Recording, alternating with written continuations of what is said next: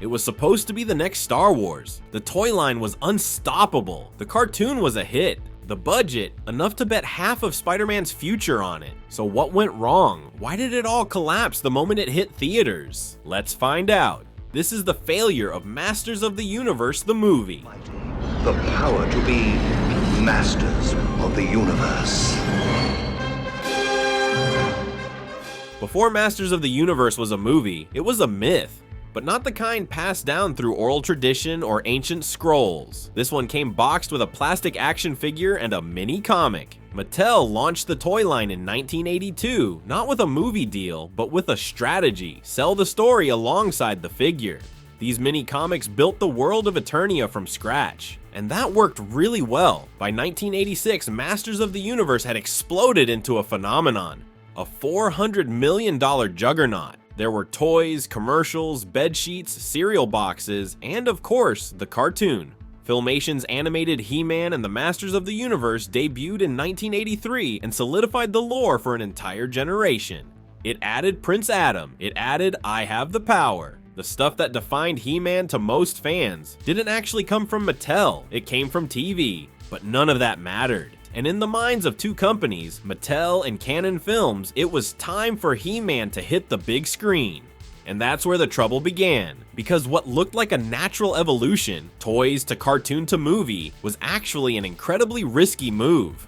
Almost no toy-to-film adaptations had made real money at the box office. The mythologies, the visual style, the tone, they didn't translate easily to live action, especially without the backing of a huge studio. But Cannon and Mattel didn't care. They had ambition, they had the license, and they had a plan, and on paper, it looked bulletproof.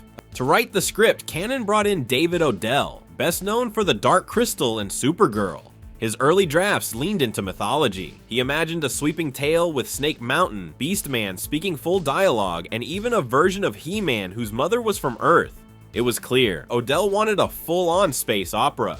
Meanwhile, Mattel brought their own set of expectations. They were excited to showcase their extensive action figure line and wanted to see all the major characters on screen, but with no lasting consequences. That meant no deaths, no swearing, no drinking, and nothing that might taint the brand in the eyes of kids who imagine themselves as untouchable heroes. Faced with these restrictions, and in order to keep costs low, Cannon had to make cuts. The original vision, full of alien worlds, flying ships, and sweeping battles, was grounded, literally. The movie would take place on Earth, specifically New Jersey. Gone were Orko, Battlecat, She-Ra, and Stratos. In their place came Julie Winston, played by Courtney Cox in one of her earliest film roles, joined by her boyfriend Kevin Corrigan, portrayed by Robert Duncan McNeil, and Detective Lubick, a New Jersey cop played by James Tolkien, best known as the no-nonsense principal from Back to the Future. Together, they attempted to understand and utilize the secrets of the Cosmic Key, an Eternian tool developed by a character named Gwildor. They are joined by He-Man, who tries to protect the Earthlings from Skeletor's forces. The cast was locked. Dolph Lundgren, still riding the wave from his villainous breakout in Rocky IV, landed the lead role of He-Man. He had the muscles, no doubt, but director Gary Goddard wasn't convinced he had the voice. He wanted to dub over Lundgren entirely, but his contract wouldn't allow it. So Lundgren re-recorded his lines in post. On the other side was Frank Langella, bringing all the gravitas the rubber skull mask could handle, and unlike the rest of the production, he didn't hold back. He poured theatrical fury into every line, treating the role like a stage performance in space armor. To add a bit of fan service, Mattel even held a contest for kids to appear in the film. The winner, Richard Sponder, was flown out and cast as Pig Boy, a silent minion of Skeletor who hands him his staff. But behind the camera, things were already falling apart. Cannon started falling behind on their agreed payments. Entire shooting days were halted. Lens caps were placed on cameras to stop filming. And so the movie that was meant to launch a franchise was now a last-ditch gamble to save one. When we started this picture, I didn't know it, but I found out very quickly. We had a studio that was going out of business. We had a toy company that had just lost $400 million on the heat. After most of production had wrapped up, Cannon run out of money, Mattel was scaling back, and the post team was left to complete the movie by the release date. The biggest casualty was the film's ending. The sword fight lacked the scale or drama the finale needed. It was a far cry from what the original vision demanded. Rumors have circulated that Goddard even paid for reshoots himself, though he's never publicly confirmed it. What came together in post was a patchwork. Footage was restructured, moments were trimmed, rearranged, or cut entirely. Even though we shut down the set, I kept Skeletor and Dolph and the DP and this, and I got them to let me shoot some footage of them battling. It wasn't very... Bill Conti was brought in to score the film. The composer of Rocky leaned into mythic orchestral tones, borrowing from European traditions and trying to inject the movie with the grandeur it was otherwise missing. He didn't conduct the sessions himself, but he oversaw the process closely, shaping the score into something that matched the film's ambitions, if not its final form. Some praised the music for lifting the material, others felt it mimicked Star Wars too closely. But almost everyone agreed the soundtrack sounded like the movie wanted to be. Meanwhile, both Masters of the Universe and Superman 4 had gone over budget. Their grand plan to fund a Spider-Man movie using profits from He-Man and Superman had backfired. Mattel's last attempt to save the toy line landed with a thud.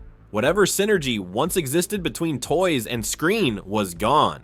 The empire had collapsed. Internally, Cannon scaled back its theatrical release plans. Mattel, sensing the writing on the wall, finally loosened its grip on creative control. Goddard was allowed to shape He-Man's character more freely in the edit, but by then the damage had been done. All that remained was to stitch together what they had.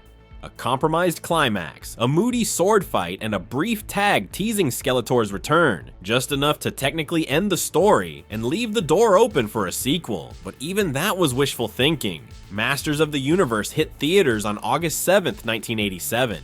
The film opened as the third highest grossing movie of its release weekend, but quickly fell from the charts. It grossed just over $17 million against a production cost of $22 million. It opened in third place behind Stakeout and The Living Daylights and quickly disappeared from the box office charts. It failed to meet expectations, failed to sell merchandise, and failed to breathe new life into the toy line. Critics were merciless. The Los Angeles Times called it a misfiring, underdone epic. The New York Times remarked, "If you like the toy, you'll love the movie," a line that didn't sound much like praise. The Chicago Tribune dismissed it as predictable and derivative. Variety simply wrote, "A colossal bore." Even Roger Ebert, in his subdued review, pointed out that the effects ranged from genuinely special to simply tacky. For Cannon Films, it was a disaster. The planned sequel was canceled even though pre-production had already begun. Masters of the Universe 2 Cyborg would follow He-Man's return to Earth to fight Skeletor, who was now posing as an industrialist named Aaron Dark and had already devastated much of the planet. He-Man would try to stop him while pretending to be a professional football quarterback. Dolph Lundgren chose not to come back. In 1989, he called Masters of the Universe the lowest point of his acting career. Yeah, they shut me down on the set in the middle of the battle, and I mean literally with someone picking up a card and putting it in front of the camera and saying, "You're done." But after the failures of Masters of the Universe and Superman 4, Cannon and director Pyun used what they could from the existing sets, costumes, and reshaped it all into a new movie, Cyborg, starring Jean-Claude Van Damme.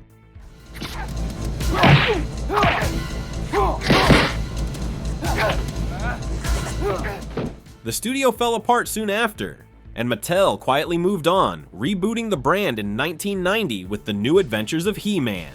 Years after its release, Masters of the Universe found a second life, not in theaters, but in living rooms. VHS rentals and television broadcasts brought the movie to a new kind of viewer. And away from box office expectations, something strange happened. It started to connect. For some fans, the movie became a cult oddity, too earnest to dismiss, too strange to forget. Its bizarre mix of sci-fi, suburbia, and swords found an audience that appreciated the ambition even when the execution fell short. Warner Home Video released the first DVD in 2001, but it was the 2012 25th anniversary Blu-ray that gave the film its most meaningful revival. It featured a remastered picture and commentary from director Gary Goddard.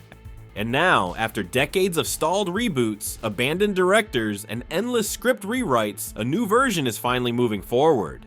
Produced by Amazon MGM Studios with Mattel Films, the latest attempt is scheduled to hit theaters on June 5th, 2026. Filming began in early 2025 in London. And for now, all eyes are on whether this version can succeed where the original failed.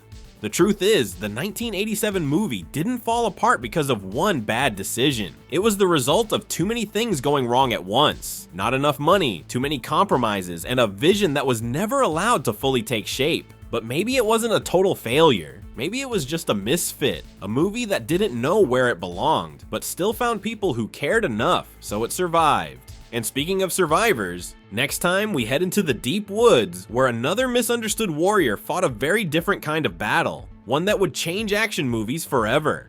Next up, the history of Rambo First Blood. Thanks for watching, and don't forget to subscribe for more awesome content.